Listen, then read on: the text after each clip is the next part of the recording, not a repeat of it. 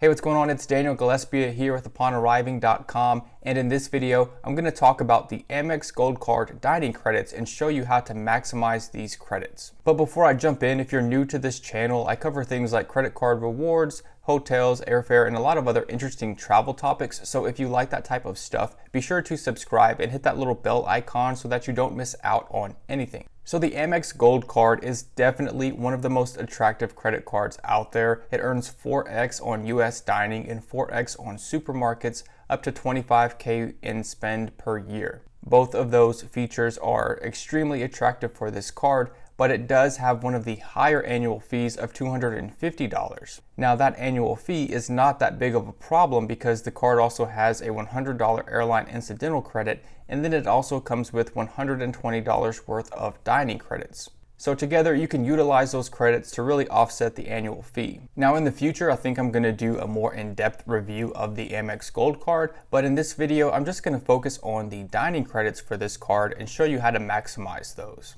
So the Amex Gold Card offers you $120 worth of dining credits per year, but these can only be used in increments of $10 per month. And these credits do not roll over from month to month, so if you don't utilize them each month, you completely lose out on the credit. And these dining credits can only be used at a handful of establishments, including Grubhub, Seamless, The Cheesecake Factory, Shake Shack, and Ruth's Chris Steakhouse.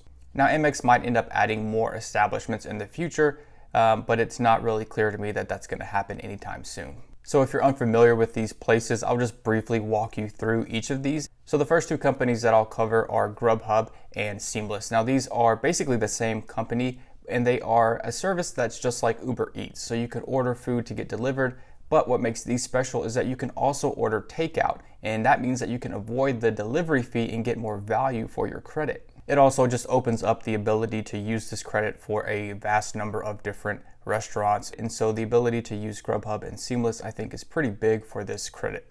Now the next restaurant is the Cheesecake Factory, and you can find these pretty much anywhere. You've probably heard of them before. The Cheesecake Factory is not as expensive as you might think that it is. You can find a lot of meals for under $20, so this credit can actually be pretty useful for that place. And by the way, I have links to find locations for all of these restaurants in the article in the description below. So be sure to check that out if you want to look around to see where these restaurants are located near you. So the next is Ruth's Chris Steakhouse. Now I have not eaten there yet, but this is more of a high-end steakhouse. And so the meals are going to be more expensive. If you want any kind of like a premium steak, you're going to be paying anywhere from $40 to $60 or potentially more. So that $10 credit is going to be a little bit less useful at this more expensive restaurant. And finally, there's Shake Shack, which I think has some of the best burgers, even though some people disagree with me and think that Whataburger is much better. I'm actually a huge fan of Shake Shack. And the burgers are a little bit more expensive there, but $10 can still cover 1 to 2 burgers depending on what you order. And so I think the credit is actually ideally suited for Shake Shack. Now there is one big limitation with using the credit at Shake Shack, and it's that you can't use this credit at Shake Shacks located in other facilities like ballpark stadiums, airports, racetracks, and things like that. So you're going to have to actually go to a physical restaurant in order to use this credit. So that's it for the different types of restaurants that you can use the credit for. But here are some factors that you want to consider when actually trying to use your credit. The first is that you cannot use your Amex Gold Card credit for locations outside the US. So even if you find a Shake Shack location outside the US, so for example in the UK, that dining credit is not going to work for that type of restaurant. The next consideration is that gift cards are explicitly excluded from the terms and conditions. But like what we see with a lot of different cases, there actually are ways that you can still buy gift cards. And we've seen that gift cards have worked for restaurants like the Cheesecake Factory and Shake Shack, although they have not worked for Grubhub and Seamless. The key with buying gift cards is that you need to go inside the restaurant, okay? And that's in order to make the transaction code as a transaction for that restaurant. If you purchase a gift card online, it's probably not going to work, and that has a lot to do with the fact that whenever you buy gift cards online from these stores, a lot of times they are processed by a third party, and so the transaction doesn't code as a purchase from a restaurant, and so it's not going to activate the credit.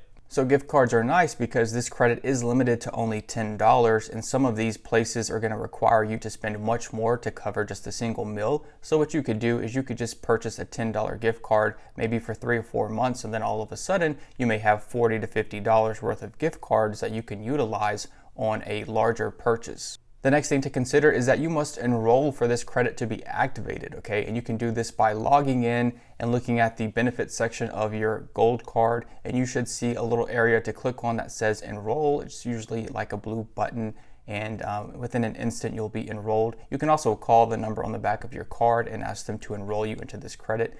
If you happen to forget to enroll, you can still call American Express and they might be able to sort of retroactively apply the credit to you. But if there's been a whole lot of time between the date of purchase and the date that you're calling in, you may not be able to get that. The next thing to consider is that authorized users can use the credit too, but you're given a $10 monthly credit that works across all cards, okay? So each individual authorized user does not have their own individual credit, but instead they will activate the credit that works across all of the cards. And so it really just comes down to whoever utilizes that $10 credit first. Now, something else to consider is the date of processing for the transaction. So if you make a purchase, let's say on the last day of the month, but that purchase is not processed until the next month, well, your credit will only be activated for the next month.